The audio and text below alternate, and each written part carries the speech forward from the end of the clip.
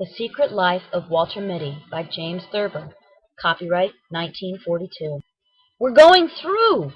The commander's voice was like thin ice breaking. He wore his full-dress uniform, with the heavily braided white cap pulled down rakishly over one cold gray eye. "We can't make it, sir. It's spoiling for a hurricane, if you ask me." "I'm not asking you, Lieutenant Byrd," said the commander. "Throw on the power lights, rev her up to 8,500. We're going through." The pounding of the cylinders increased. "Ta-pocket-a-pocket-a-pocket-a-pocket-a-pocket-a-pocket-a." The commander stared at the ice forming on the pilot window. He walked over and twisted a row of complicated dials. "Switch on number 8 auxiliary," he shouted. "Switch on number 8 auxiliary," repeated Lieutenant Byrd. "Full strength in number 3 turret," shouted the commander. "Full strength in number 3 turret." The crew, bending to their various tasks in the huge, hurtling, 8-engined Navy hydroplane, looked at each other and grinned. "The old man'll get us through," they said to one another. "The old man ain't afraid of hell." "Not so fast! You're driving too fast," said Mrs. Mitty. "What are you driving so fast for?" Said Walter Mitty. He looked at his wife in the seat beside him with shocked astonishment. She seemed grossly unfamiliar, like a strange woman who had yelled at him in a crowd. "You were up to 55, she said. "You know I don't like to go more than 40. You were up to 55. Walter Mitty drove on towards Waterbury in silence, the roaring of the SN 202 through the worst storm in 20 years of Navy flying fading in the remote, intimate airways of his mind. "You're tensed up again," said Mrs. Mitty. "It's one of your days. I wish you'd let Dr. Renshaw look you over." Walter Mitty stopped the car in front of the building where his wife went to have her hair done. "Remember to get those overshoes while I'm having my hair done," she said. "I don't need overshoes," said Mitty. She put her mirror back into her bag. "We've been through all that," she said, getting out of the car.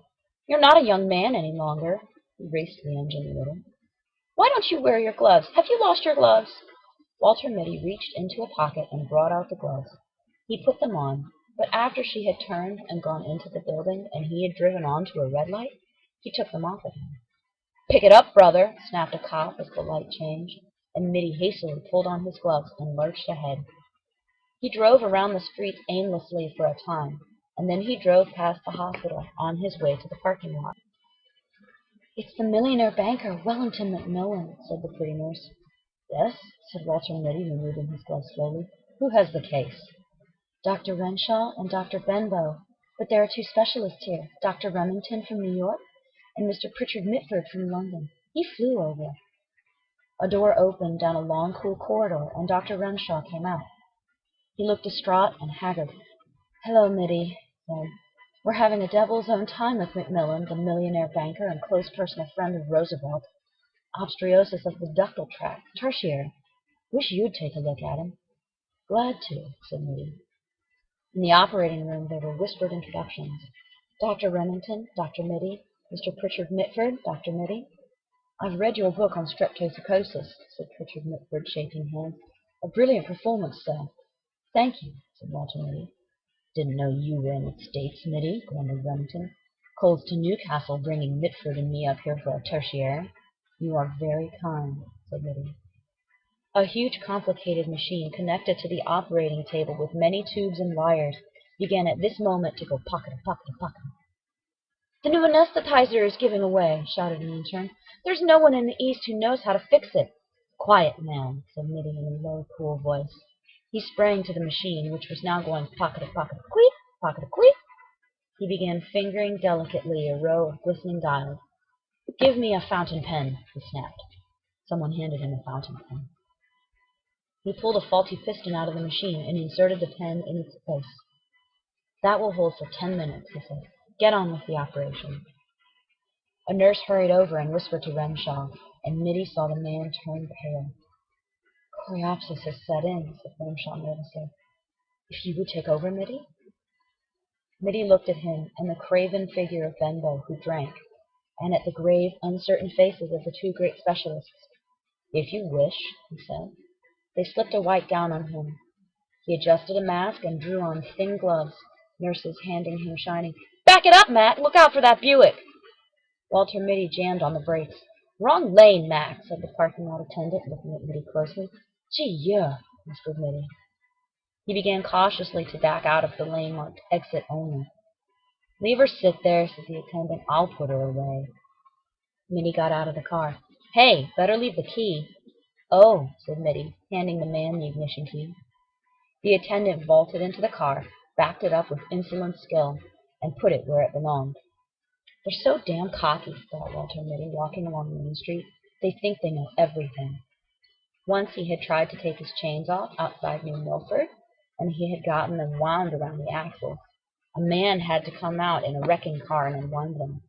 The young, grinning garage man. Since then, Mrs. Mitty always made him drive to a garage to have the chains taken off.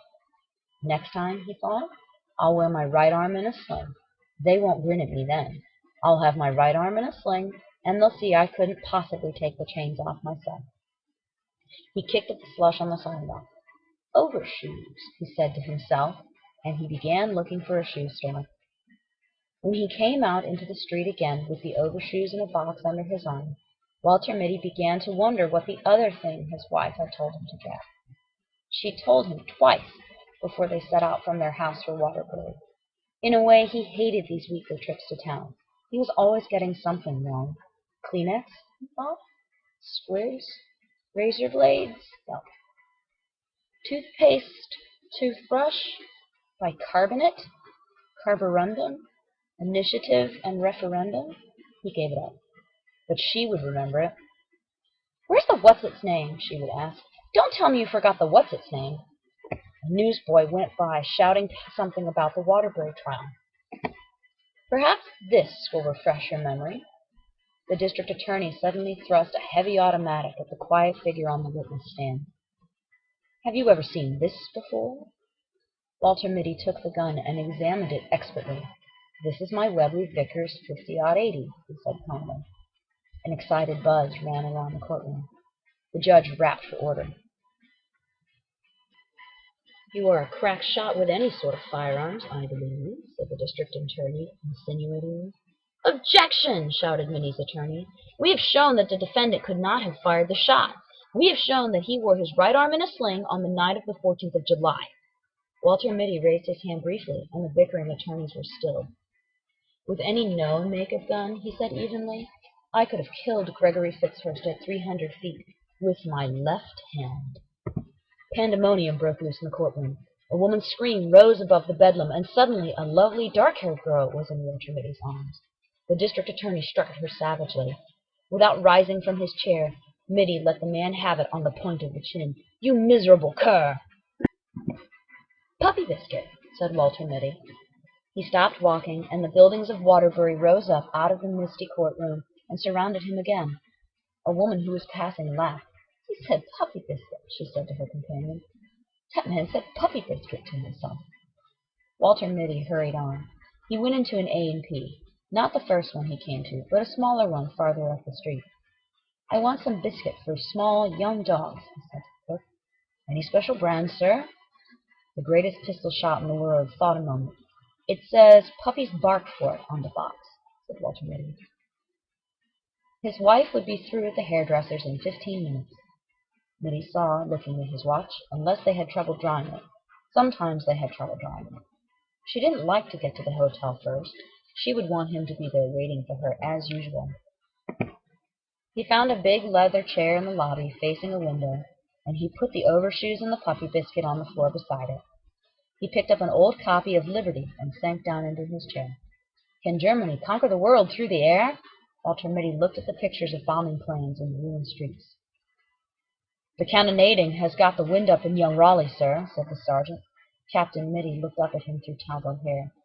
"Get him to bed," he said wearily. "With the others I'll fly alone."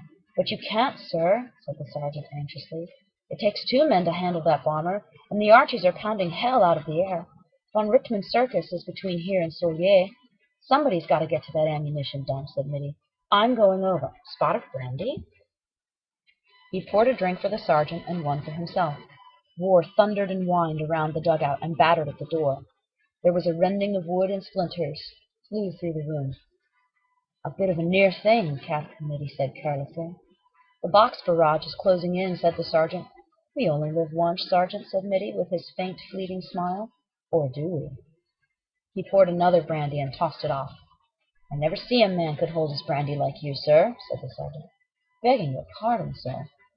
Captain Mitty stood up and strapped on his huge Webley Vickers automatic. "It's 40 kilometers through hell, sir," said the sergeant. Mitty finished one last brandy. "After all," he said softly, "what isn't?" The pounding of the cannon increased. There was a rat-tat-tatting of machine guns, and from somewhere came the menacing pocketa-pocketa-pocketa of the new flame-throwers. Walter Mitty walked to the door of the dugout humming Au Puy de ma Blonde. He turned and waved to the sergeant. "Cheerio," he said. Something struck his shoulder. "I've been looking all over this hotel for you," said Mrs. Mitty. "Why do you have to hide in this old chair? How did you expect me to find you?" "Things close in," said Walter Mitty vaguely. "What?" Mrs. Mitty said. "Did you get the what's-its-name, the puppy biscuit? What's in the box?" "Overshoes," said Mitty. "Couldn't you have put them on in the store?" "I was thinking," said Walter Mitty. "Does it ever occur to you that I am sometimes thinking?" She looked at him. "I'm going to take your temperature when I get you home," she said. They went out through the revolving doors that made a faintly derisive whistling sound when you pushed them. It was 2 blocks to the parking lot. At the drugstore on the corner she said, "Wait here for me. I forgot something. It won't be a minute." She was more than a minute. Walter Mitty lighted a cigarette. It began to rain with sleet in it. He stood up against the wall of the drugstore smoking. He put his shoulders back and his heels together. "To hell with the handkerchief," said Walter Mitty scornfully. He took one last drag on his cigarette and snapped it away. Then, with that faint, fleeting smile playing about his lips, he faced the firing squad, erect and motionless, proud and disdainful.